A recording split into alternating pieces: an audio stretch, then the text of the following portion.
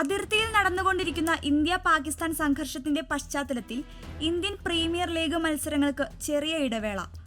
വരുന്ന ഒരാഴ്ചത്തേക്ക് IPL മത്സരങ്ങൾ നിർത്തിവച്ചിരിക്കുകയാണ് BCCI. പുരോഗമിച്ചുകൊണ്ടിരിക്കുന്ന സീസണിലെ അവശേഷിക്കുന്ന മത്സരങ്ങൾ അനിശ്ചിതകാലത്തേക്ക് നീട്ടിവെച്ചെന്നായിരുന്നു ആദ്യം പുറത്തുവന്ന വാർത്തകൾ.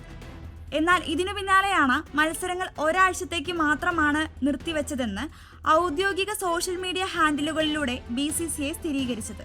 IPL ടീം ഉടമകളുമായി സംസാരിച്ച ശേഷം കളിക്കാരുടെ സുരക്ഷയും ആശങ്കയും കണക്കിലെടുത്താണ് തീരുമാനമെന്ന് BCCI വ്യക്തമാക്കി. IPL പ്ലേ ഓഫിന് മുൻപ് ഇനി 12 മത്സരങ്ങൾ കൂടിയാണ് പൂർത്തിയാക്കാനുള്ളത്.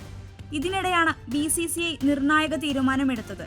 പഹൽഗാം ഭീകരാക്രമണത്തിന് മറുപടിയായി ഇന്ത്യ നടത്തിയ ഓപ്പറേഷൻ സിന്ദൂർ സൈനിക നടപടിക്ക് ശേഷം അതിർത്തിയിൽ ഇന്നലെ രാത്രി നടന്ന ഇന്ത്യ-പാക് സംഘർഷം ക്രിക്കറ്റ് ലോകത്തെയും പിടിച്ചുകുലുക്കിയിരുന്നു. അതിർത്തിയിലെ സംഘർഷത്തെ തുടർന്ന് കഴിഞ്ഞ ദിവസം ഹിമാചൽ പ്രദേശിലെ ധരംശാലയിൽ നടന്ന പഞ്ചാബ് കിങ്സും ഡൽഹി ക്യാപിറ്റൽസും തമ്മിലുള്ള IPL മത്സരം പൂർത്തിയാക്കാനാവാതെ ഉപേക്ഷിച്ചിരുന്നു. IPLൽ ഡൽഹിക്കെതിരെ പഞ്ചാബിന്റെ ബാറ്റിംഗിനിടെയാണ് അതിർത്തി ജില്ലകളിലെ പാക് ആക്രമണത്തിന്റെ അറിയിപ്പ് ലഭിച്ചത്. പിന്നാലെ ഗ്രൗണ്ടിലെ ഫ്ലഡ് ലൈറ്റുകൾ ഓഫാക്കുകയും ഉടൻ മത്സരം നിർത്തിവെക്കുകയും ചെയ്തു.